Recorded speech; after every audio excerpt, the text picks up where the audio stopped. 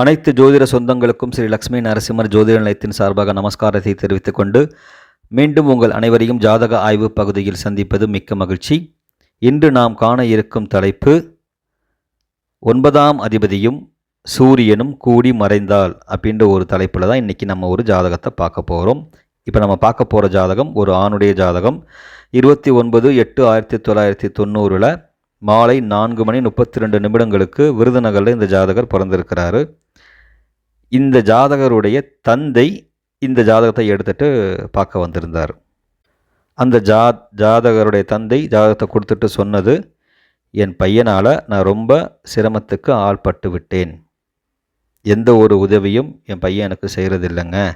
அவனால் என்னுடைய கௌரவமும் மானமும் பாதிக்கப்பட்டது தான் மிச்சம் அப்படின்ற ஒரு தகவலோடு இதை கொடுத்தார். ஜாதகத்தை பார்த்துட்டு இவர்கிட்ட நம்ம கேட்ட முதல் கேள்வி பார்த்தீங்க அப்படின்னா, உங்கள் பையனுக்கு காதல் திருமணமா, அதுவும் கலப்பு திருமணமா, அதுவும் மதம் விட்டு மதம், ஜாதி விட்டு ஜாதி, முக்கியமாக கிறிஸ்டின் அப்படின்ற மாதிரி ஏதாச்சும் இருக்குங்களா அப்படின்னு கேட்டதுக்கு ஆமாம் அப்படின்னாரு. சரிங்க, அந்த சம்பவத்துக்காக நீங்கள் உங்கள் பையனை எதுவும் அவமானப்படுத்துனீங்களா, இல்லை உங்களுக்கு அவமானம் ஏற்பட்டதா அப்படின்னு கேட்டதுக்கு அதுக்கும் ஆமாம் அப்படின்னாரு. இது அந்த ஜாதகத்தோட பலன். இப்போ இது எப்படி பொருந்தி வந்தது அப்படின்றத நம்ம ஜாதகத்தை பார்ப்போம். நம்ம சொன்ன மாதிரி டேட் ஆஃப் பர்த் 29/8/1990 மாலை 4:32 விருதுநகரில் பிறந்த ஜாதகர். லக்னம் மகர லக்னம். லக்னத்திலேயே ராகு பகவான், 5ஆம் இடத்தில் செவ்வாய், 7ஆம் இடத்துல குரு கேது சுக்கிரன், 8ஆம் இடத்துல சூரியனும் புதனும் இருக்காங்க, 11ஆம் இடத்துல சந்திரன், 12ஆம் இடத்துல சனி பகவான் வக்ரமாக இருக்கிறார். ஜாதகர் பிறக்கும் பொழுது புதன் திசை 6 வருடம் 10 மாதம் 9 நாட்கள் இருக்க பிறந்திருக்கிறாரு.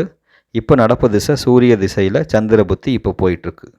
இப்போ இவர்கிட்ட நம்ம சொன்ன முதல் இவருடைய பையனுடைய திருமணம்.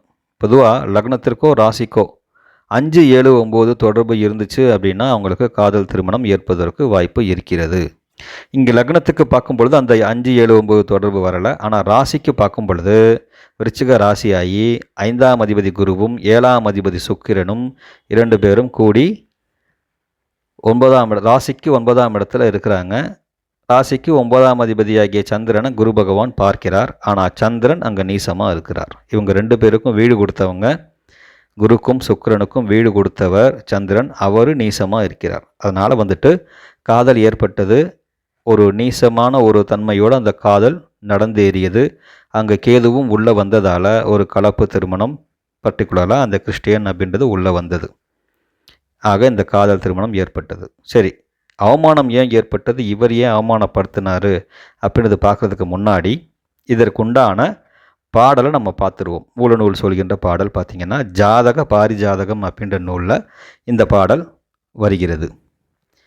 பாக்கியத்ததிலே எல்லா கிரகமும் பதிந்து வாழ ஆக்கமாய் திரவியம் பொன் அநேகமே உண்டாம் என்ன, தீர்க்கமாய் நவத்தோன் வெய்யோன் திருத்த ஆரேரிரட்டில் ஊக்கமாய் பாவர் பார்க்க தந்தைக்கே உதவான் என்றே அப்படின்றது அந்த பாடல்.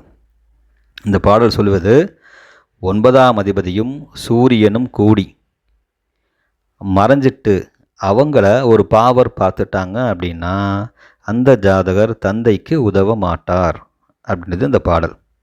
இப்போ இந்த ஜாதகத்துக்கு வாங்க. இங்கே பார்த்தீங்கன்னா லக்னத்திற்கு 9ஆம் அதிபதி புத பகவான், தந்தைக்கு காரகன் சூரியன், இவங்க 2 பேரும் கூடி 8ஆம் இடத்துல மறைஞ்சிட்டாங்க. அதில் 9ஆம் அதிபதி வக்ரம் பெற்றிருக்கிறார், சூரியன் ஆட்சி பெற்று இருக்கிறார். இவங்க 2 பேரும் கூடி நிற்கிற அந்த வீடு திதிசூன்ய வீடாக இருக்கிறது. ஆக பாடலின் கூற்றுப்படி இங்கே இந்த கிரகம் இருக்குது. இப்படி 9ஆம் அதிபதி 8ஆம் இடத்திற்கு போச்சு அப்படின்னா ஜாதகருடைய கௌரவம் அப்படின்றது பாதிக்கும்.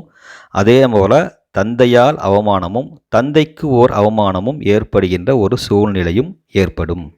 அதைத்தான் அவர்கிட்ட கேட்டிருந்தேன். அவர் சொன்னது ஆமாங்க, அந்த திருமணம் நான் ஏற்றுக்கொள்ளலை. சரி, திருமணம் ஏற்றுக்கொள்ளலை அப்படின்னா அதுக்கு இன்னொரு விதி பார்த்திங்கன்னா, பொதுவாகவே 9ஆம் அதிபதிக்கோ சூரியனுக்கோ கலத்திரக்காரகன் அப்படின்னு சொல்லக்கூடிய சுக்கிரன் அல்லது 7ஆம் அதிபதி மறைஞ்சிட்டாங்க அப்படின்னா அவங்க தந்தையோட ஆசீர்வாதம் இன்றி அல்லது தந்தை வார்த்தையை மீறி அவங்க கல்யாணம் செஞ்சுக்குவாங்க. இங்கே பார்த்திங்கன்னா 9ஆம் அதிபதி ப்ளஸ் சூரியன் இருக்கிற வீட்டுக்கு 12ஆம் வீட்டில் சுக்கிரன் இருக்கிறார், மறைஞ்சு இருக்கிறார். அப்போ வந்துட்டு தந்தையுடைய சப்போர்ட் இல்லாமல், அதாவது ஆசீர்வாதம் இல்லாமல் அவரை மீறி போய் இந்த திருமணம் நடந்திருக்கு.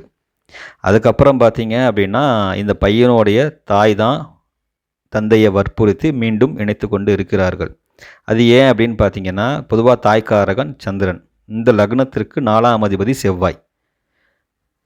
காரக கிரகம் சந்திரனை 4வது பாவாதிபதி செவ்வாய் பார்க்குறதால இந்த தாய் வந்துட்டு தான் அவருக்கு பரவாயில்ல அந்த இழுக்க கூட சமாளிச்சுக்கிட்டு நீசப்பட்டு இருக்கிறதால அந்த இழுக்க கூட மகனுக்காக பொருத்தி கொண்டு மீண்டும் அந்த பையனை இணைச்சி இப்போ வாழ்ந்துட்டுருக்குறாங்க. ஆனால் இந்த அவமானம் அந்த பையனோட மனசில் இருக்குது. அதனால் அந்த பையன் வந்துட்டு உங்களை சரியாக கவனிக்கிறது இல்லை. அதுவும் முக்கியமாக பார்த்திங்கன்னா இப்போ அந்த திசா போயிட்டுருக்கு. சூரிய திசை 8/7/2024 ஆரம்பித்து 9/7/2030 வரைக்கும் இருக்குது. இப்போ நம்ம சொன்ன மாதிரி 9ஆம் அதிபதி சூரியன் கூடி 6, 8, 12 மறைஞ்சு அந்த திசா வந்துட்டால் அந்த பலன்கள் நடைமுறைக்கு வந்து விடுகிறது. அப்படி மறைஞ்சிருக்கும் பொழுது அந்த 9ஆம் வீட்டை யார் பார்க்குறாங்க அப்படின்னு பார்த்தீங்கன்னா சனி பகவானும் கேதுவும் சேர்ந்து பார்க்குறாங்க. அப்போ 9ஆம் பாவம் அப்படின்றது சுருக்கப்படுகிறது. அப்போ 9ஆம் அதிபதி பலம் இழந்து வக்ரமாகி 8க்கு போயிட்டு சூரியனும் 8ல் மறைஞ்சிட்டார். அங்கே ஆனால் சூரியன் வந்துட்டு விட்டு கொடுக்காமல் இருக்கிறாரு. அவர் ஈகோவை காட்டிகிட்டு இருக்கிறார் அப்பா. அதனால் நீங்கள் தாங்க விட்டு கொடுத்துட்டு போகணும். உங்கள் பையன் அப்படி தான் இருப்பான். பையன்கிட்டேருந்து நீங்கள் எதிர்பார்க்குறத உங்களுக்கு கொஞ்சம் கம்மி பண்ணிக்கங்க அப்படின்னு இவருக்கு தான் நம்ம அட்வைஸ் சொல்ல வேண்டிய ஒரு சூழ்நிலை ஏற்பட்டு விட்டது. அதனால் அவர் தாய் மேலே பாசமாக இருக்கிறதால விட்டுருங்க. அந்த தாயும் மருமகளும் பாசமாக தான் இருப்பாங்க. ஏன்னா 4ஆம் அதிபதி 7ஆம் அதிபதி பார்க்குறதால அவங்க மாமியார் மருமகள் அனுசரிச்சுட்டு போவாங்க. தாய்க்கு அவர் சப்போர்ட் பண்ணுவார். உங்கள்கிட்ட ஒரு முகம் கொடுத்து பேசலை அப்படின்றத பற்றி நீங்கள் எதுவும் ஒரி பண்ணிக்காதீங்க. அதுதான் அவனோட ஜாதகருடைய கொடுப்பனை அப்படின்றத நீங்கள் புரிஞ்சுக்கிட்டு அவர் போக்கிலேயே விட்டுருங்க அப்படின்னு இவருக்கு நான் சொல்லி அனுப்பிச்சிருக்கிறேன். ஆக இந்த ஜாதகத்தின் மூலமும் உங்களுக்கு நல்ல ஒரு ஜோதிட விதிகள் கிடைத்திருக்கும் என்று நம்புகிறேன். மீண்டும் மற்றும் ஒரு நல்ல பதிவில் உங்கள் அனைவரையும் சந்திக்கிறேன் என்று கூறிக்கொண்டு வாய்ப்பளித்த அனைத்து நல்ல நெஞ்சங்களுக்கும் நன்றி கூறி விடைபெறுகிறேன். நன்றி, வணக்கம். வாழ்க வையகம், வாழ்க வளமுடன்.